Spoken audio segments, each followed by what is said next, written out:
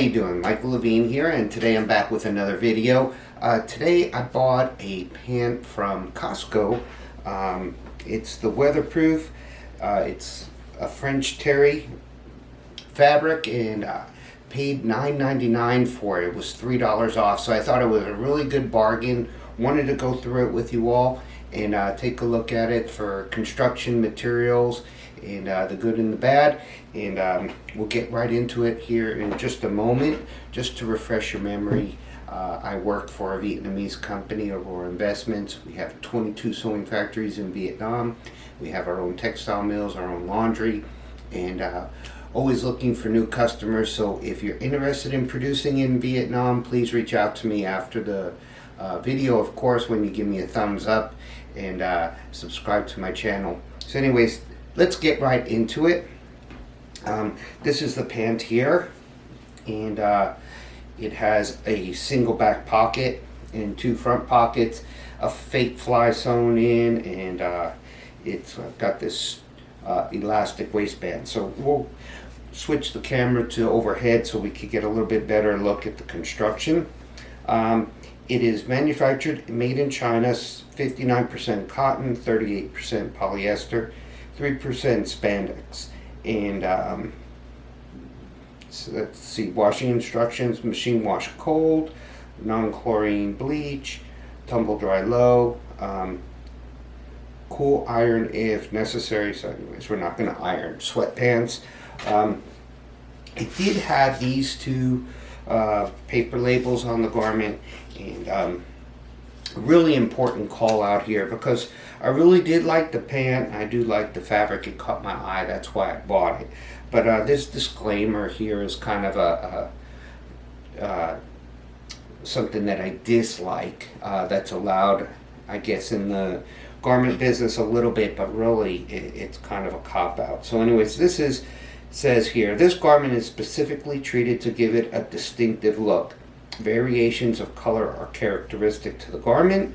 Dark colors may rub off on light colored fabric and upholstery. Follow wash care instructions.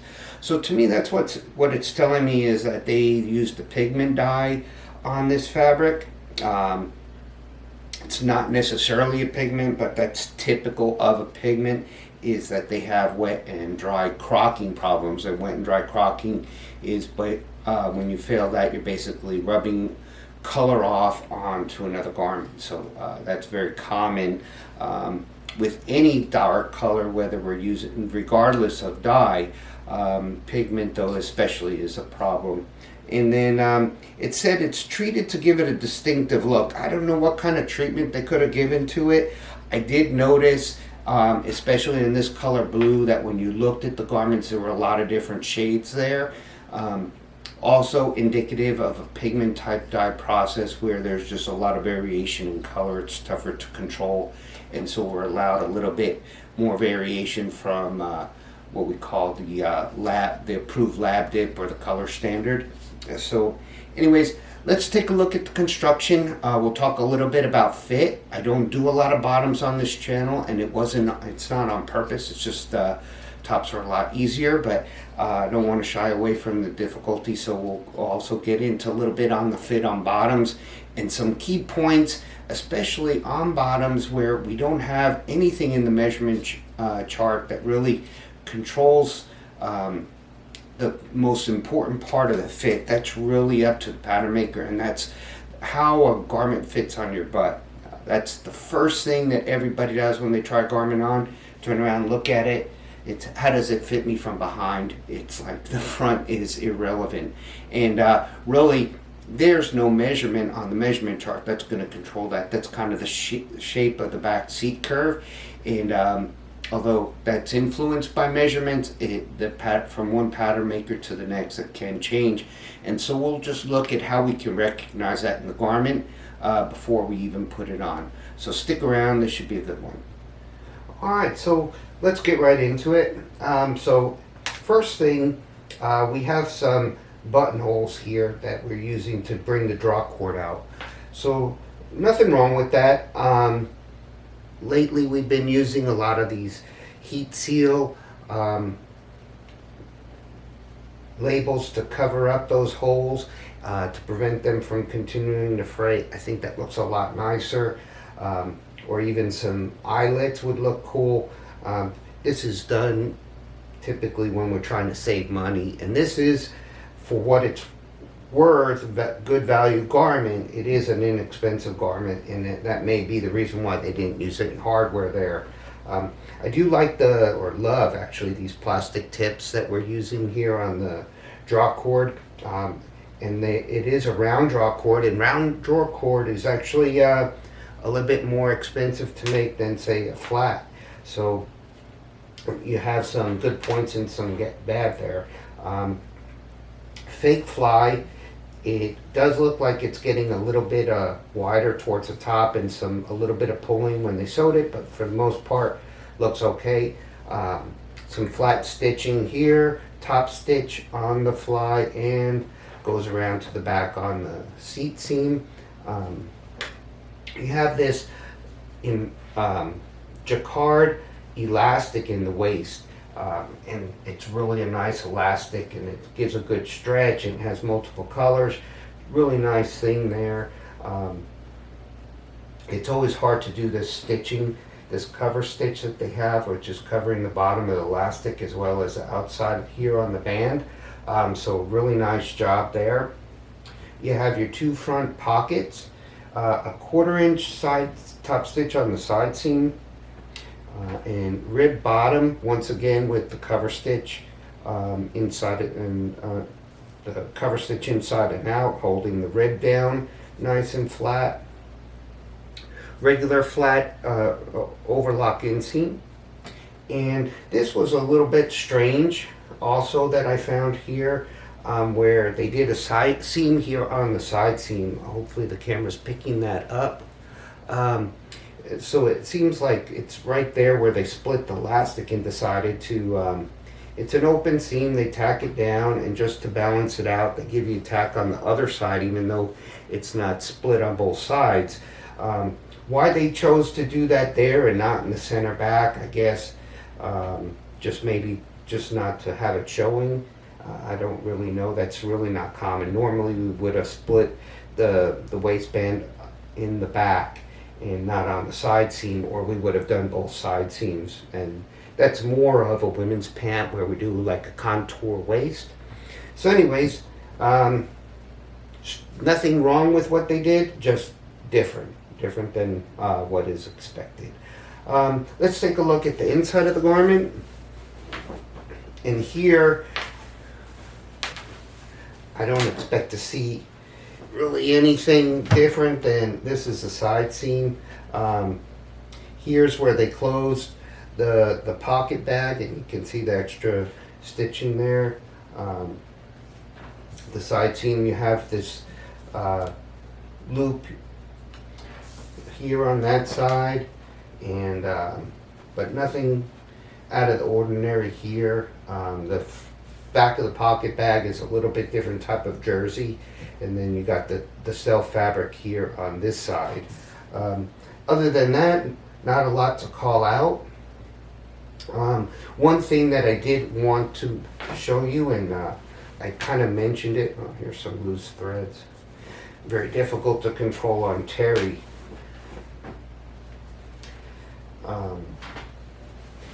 Because it just wants to hold on to everything. So this will give us a little bit better look at our curves, and this is where you get the real shape of the garment.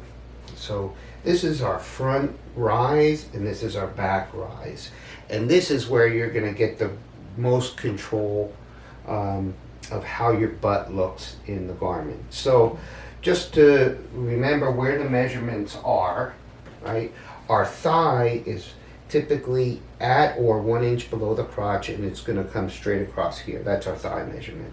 Our knee measurement is going to be about 7 inches down, or split the inseam and maybe 2 inches up above it. So it's going to be about here. And our seat measurement is going to be right about at this height. It's the height just below, you come just below the front pocket. So right about here, and then below the fly, so here's the fly.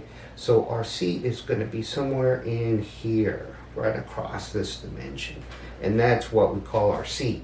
So what makes the shape of the butt is going to be how this is here. And I've just found out of experience that the tighter this curve is, the tighter the pant's going to pull across the butt, and the nicer it's going to look. So once again, you have a fixed measurement on your waist, you have a fixed measurement here at your seat, you have a fixed measurement here at your thigh. This is the shape that indicates how well the pant is going to fit, and how the pattern maker brings those three measurements together and then kind of connects these dots is really what it's all about. And that's the whole art of making a pant right there, in a nutshell. So anyways, I'd like to wash the pant. I would recommend that if you did buy a dark color, like they said, be careful about the crocking. So you'd want to at least get the first wash where you're going to take any color off that's left sitting on top of the fabric off, that you wash it with light colors or wash it by itself, just to clean it up. We'll check it for shrinkage, so we'll get a couple quick measurements here, and then we'll try it on, see what it looks like. So let's turn this thing back around. We'll take our measurements, just like I showed you.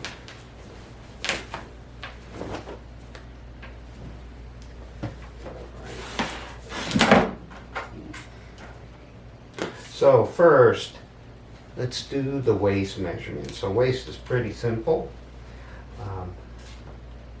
We're going to go straight across. And this is, by the way, a size small. And I got about 30 and a half. Now, when you have an elastic waist, even though it's not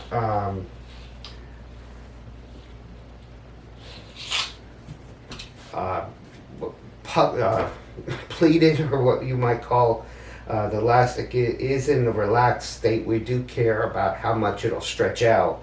And this one just went up to 40 inches. So that's about the range that this waist is going to fit, 30 to 40. Target waist measurement would be somewhere in the middle. Then I said our seat measurement. And here you can see it in action. It's typically a V-shaped move. You do from the bottom of the pocket to the bottom of the fly, and then once again back up to the bottom of the pocket on the other side. And we'll do that just to make sure. This fabric is so easy to lose shape on. So we'll check it twice. And I'm getting 40 3/4 on the seat.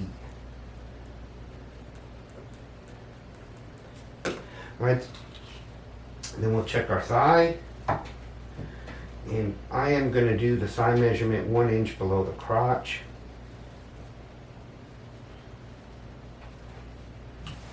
And once again, any type of jersey knit type fabric like this, especially on the lighter weight end, is 26, is so easy to pull out. We're not going to worry about the knee measurement. We'll just do the bottom opening because that is important to us. And we got 5 3/4 there, so 11 and a half. And then we'll check our inseam. We'll go from the bottom of the rib up to the crotch joint. And I got 31 and a half. And then front rise, 10 and a half. And last, back rise. You know, for men's pants, we really don't worry about the high hip measurement, although we can measure that with the women's. And 16 and a half on the back rise. Okay, so we'll wash it up, we'll check it for shrinkage, then we're going to try it on. So we'll see you back here in just a second. Okay, so here we are straight out of the dryer, and you can tell the garment came out very clean, not wrinkled, so that's a good sign. It's going to be very easy to care for, this garment. No noticeable damages or seams had any issues with the washing, so I guess for the most part we survived. Also a good sign. I washed the garment with a white towel. Just threw it in there to see if we had any color come off, and from what I can tell, it looks like the towel came out very clean and white as well. So for what it's worth, maybe that disclaimer is just a cautionary, but not really necessary. Another way to check crocking, and I don't have the correct material here, but you just rub, and if you get anything that comes off on the paper, then that's dry crocking, and of course doing it wet would be wet crocking. So anyways, let's check the measurement, see what kind of shrinkage we got, and see how we fared there. So for the waist, if you remember, we checked straight across. Here we have 28. Before we had 30 and a half. So we got about 2.5 inches shrinkage there. We had 40 on our extended measurement. And looks like I can hit 39 without really putting too much muscle into it. The seat measurement, we just measured using 3 points, just underneath the bottom of the front pocket to the bottom of the fly, and then once again back up to the back pocket. And I have 40 inches, so before we had 40 3/4, so we're just lost 3/4 of an inch, so really not much there. Our thigh measurement was 26 inches. And I would put that right now at 25 3/4. So we lost 1/4 of an inch, also very nominal. Bottom opening was 11 and a half. Now it's 9 3/4. So there we lost quite a bit, almost 2 inches. We were 11 and a half before wash. The inseam was 31 and a half, and now it is 30 and a half. So also not big loss in the inseam, just 1 inch. Front rise, we had a 10 and a half inch front rise, and now we have 10 3/8. So also very nominal. The back rise, we were at 16 and a half, and now we're at 16. We lost about a half inch. So once again, very nominal amount of shrinkage overall, which for a garment that has spandex in it, that's a very good sign. No puckering in the waist, which means the elastic didn't shrink on us, or it was pre-shrunk before they sewed it, which very common practice that we do you see done in Asia, where when the elastic is delivered to the factories will send it out to be washed, or if they have the machines in house, they'll wash it themselves. They'll unroll it and wash it, let it shrink, and that makes it much more easier to manage in the sewing process. So anyways, let's try it on, see what it looks like, and then we'll recap everything for you here. So stick around. Alright, so this is what the pant looks like on. It's a size small. I think I mentioned that at the beginning of the video. My actual waist measures 34 inches, so typically I wear a size 32 pant because of the way the sizing goes in today's world and the little bit of stretch that now we get in the pants. I find that those fit me best. This is what it looks like head on. It's a very snug fit. Definitely fits like a sweat pant. And I would say that that's where this pant lies. It doesn't quite make the transition all the way to wear to work type of garment. It's more athleisure, so it's either work out or relax at home type of garment. But I really like it. I bought it in with a trip I have planned in mind, and there's a color black and a beige that I might go back and get as well. I thought that this would be perfect for the plane ride, and also visiting with family that we're going to see more on the West Coast. So anyways, that's what I was thinking about. If you would like to produce something like this, and you work for a manufacturer and you want to look at different fabrics and different constructions, please reach out to me. Like I said, I work with a Vietnamese company, AIGL. We have 22 sewing factories in Vietnam. We have our own textiles and as well as laundries. We could look at doing this in something similar with a pigment in various colors, or we could go with direct dyes, which gives us more of a fixed coloring and a stronger color hold, and don't have to put that disclaimer on the garment. Anyways, if you did like my video, and then please tell me so by giving me a thumbs up below, and make a comment. I always like to hear from you all, and I subscribe to my channel. I look forward to seeing you in future videos, and in the meantime, continue to dress smart. Take care.